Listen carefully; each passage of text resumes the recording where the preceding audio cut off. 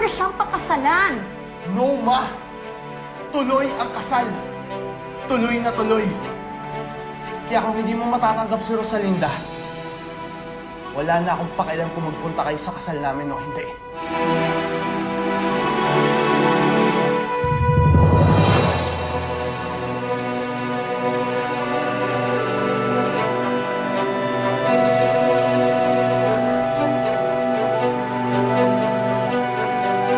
Bakit ayaw niyo sumagot? Ano ba hindi niyo gusto kay Fernando Jose? Dahil isa siyang Altamirano. Mayaman siya. Wala akong kaso yun kay Fernando Jose. Tanggap niya ako kahit sino pa man ako. Pero ang pamilya niya, ang ina ni Fernando Jose, tanggap ka ba niya? Anong klasikong anak, Fernando Jose, patuloy ito sa akin? Iyon ang nababagay na babae para sa iyo. Yung Rosalindang yun, ginawa mo yan. Magsisisi ka. Narinig mo ako?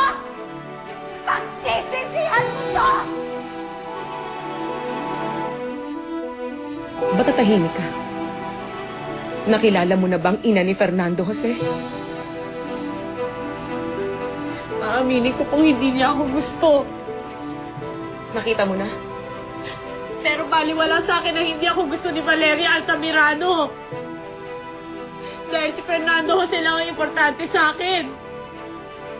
Hindi, Rosalinda. Mali ka.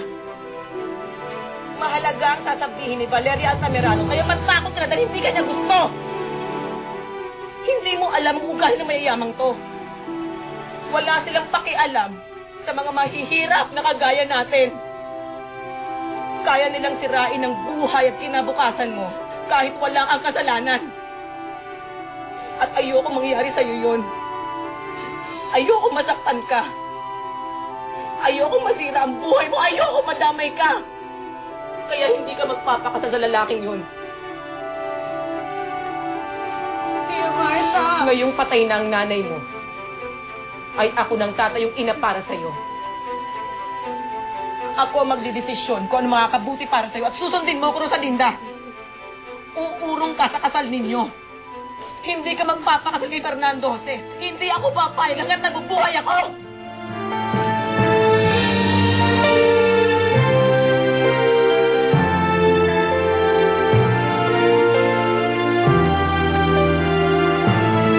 Manganganib ang buhay ni Roberto. Patawarin niyo po ako pero hindi ko kayang saktan si Fernando Jose. Hindi ko gagawin ang gusto niyo. Hindi ako makikipaghiwalay kay Fernando Jose. Tumigil ka, Rosalinda! Sisirain lang ng mga Altamirano ang buhay mo. Ayoko! Hindi pwede! Hindi ako papayag sa kasal ninyo! Hindi! Tama na, Tia Martha! Hindi ko maintindihan kung bakit takot na takot kayo para sa akin. Patawarin niyo ako. Pero sa tingin ko, wala kayong karapatan na pangimasukan ang desisyon namin ni Fernando Jose! Dahil tsahin lang kita! Tsahin na ngayon lang dumating sa buhay namin! At walang alam sa pinagdadaanan ko!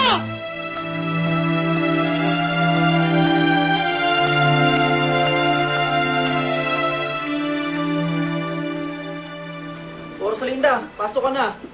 Baka malamigan ka dyan, ha? Rosalinda, huwag ka na umiyak dyan. Hindi ka na sa loob.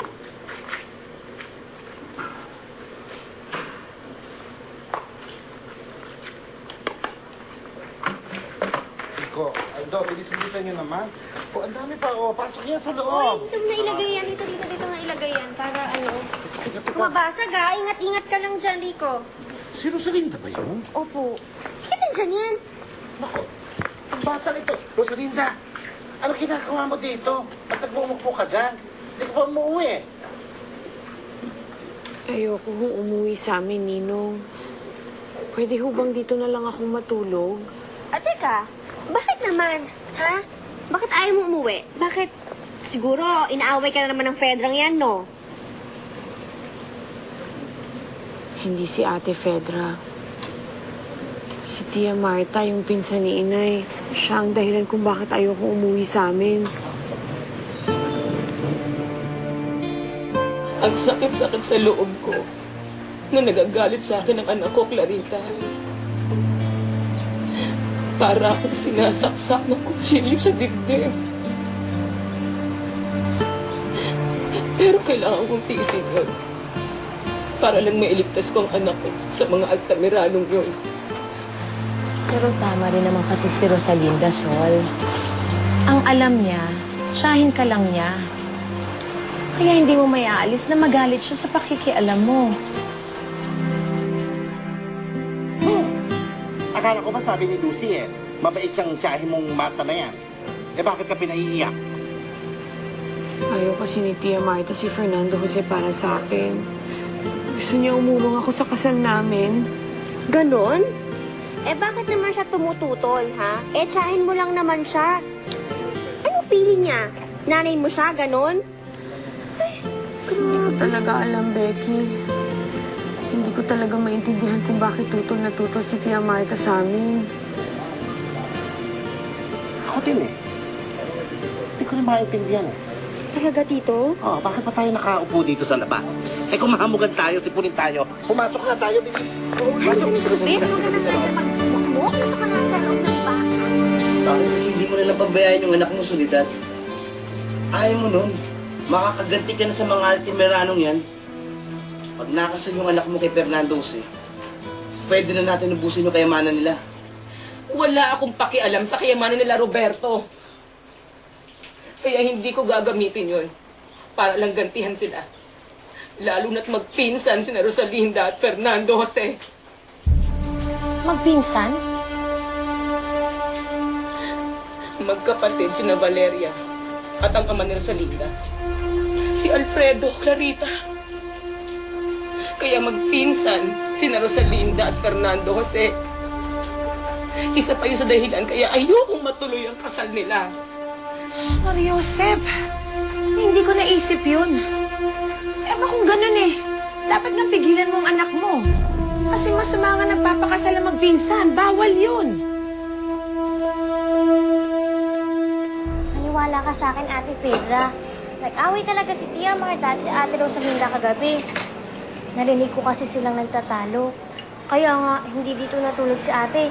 Masama kasi ang loob. Talaga? Buti naman at may kakampi na pala ako. Laban sa kasal ng dalawa. Kumain ka na nga, ate. Si Ate Rosalinda na yun. Kuya. Magandang araw, Lucy. Ang Ate Rosalinda mo. Wala siya dito, Fernando Jose. Lucy, pumasok ka muna. Iwan niyo kami dito dahil gusto kong makausap ang lalaki. Opo.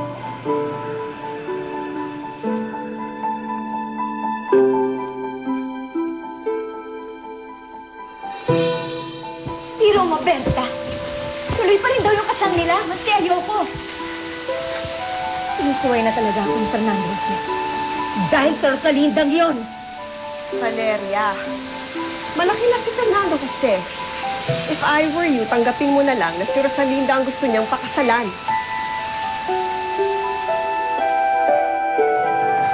Asan na ba talaga si Rosalinda? Huwag mo na siyang hanapin pa, Fernando Jose. Lalo na't hindi ko kailanman ibibigay ang basbas ko para magpakasal kayong dalawa. Kaya utang na loob. Layuan mo na si Rosalinda dahil hindi kayo pwedeng magpakasal. Bawal na bawal ang relasyon ninyo. Tia Marta, tutuloy na po ako. No, Berta. Hindi ko matatanggap ang babaeng yon. Maski magalit pa sa akin si Fernando Jose, titigilan ko pa rin ang kasal nila. Let go, Valeria. Ano ka ba? Kasi tunay mong kadugo si Fernando Jose. Hindi mo naman talaga siya anak.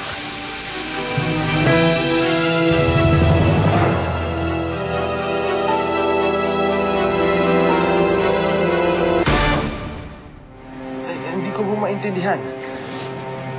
Bakit yun naman nasabi na bawal ang relasyon namin ni Rosalinda? Basta hindi kayo pwede magmahalan. Kaya hindi ako makakapayag na makasal kayong dalawa. At para wala ng gulo.